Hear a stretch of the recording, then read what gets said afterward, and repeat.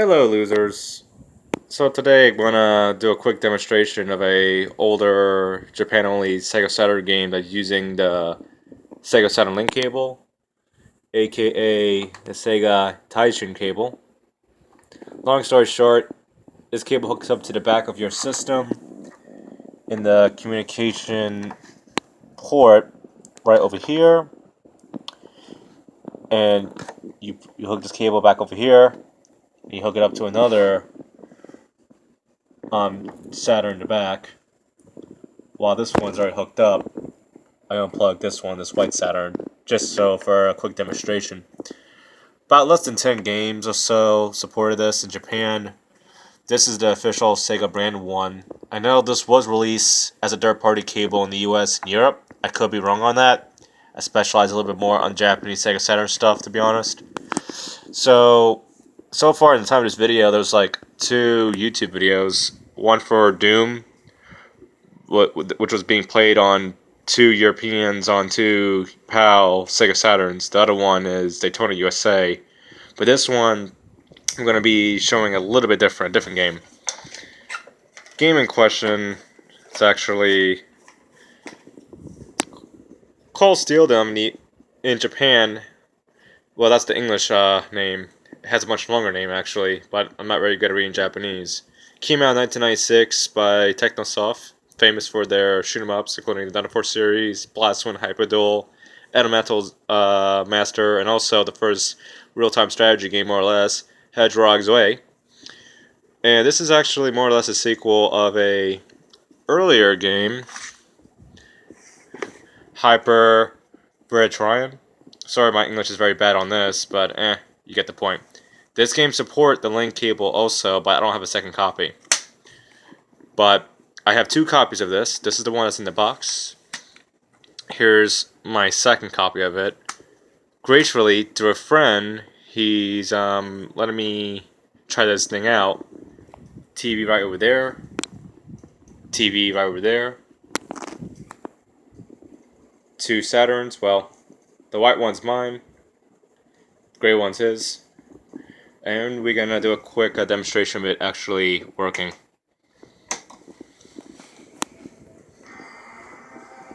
Well, my friend's gonna take care on the battery issue on that one.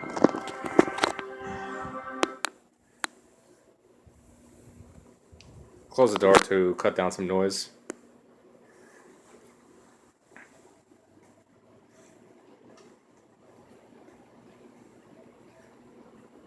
Now, for those who don't know, Steeldom is a more or less a Virtua On clone. It's a interesting one. It's not 100% ripoff, but it has a lot of similarities to it. So when you get to the menu, it'll pretty much be like this on 2 TVs. Now, if you don't hook up the link cable, the 2-player option, they'll be not selectable because each system only has 1 controller in the player 1 port. But in order to activate link cable mode, obviously the link cable has to be hooked up. You put this in here in the back.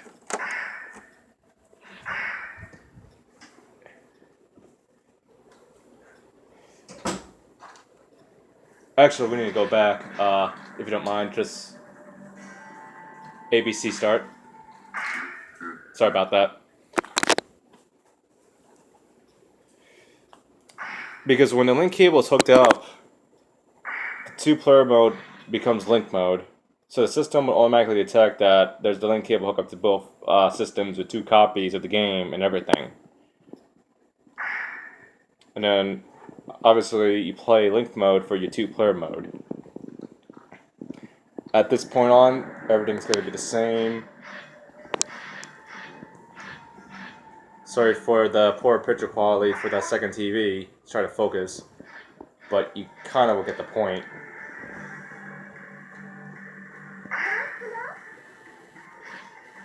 So more or less, link cable is just pretty much like a local LAN, if you think about it with computers.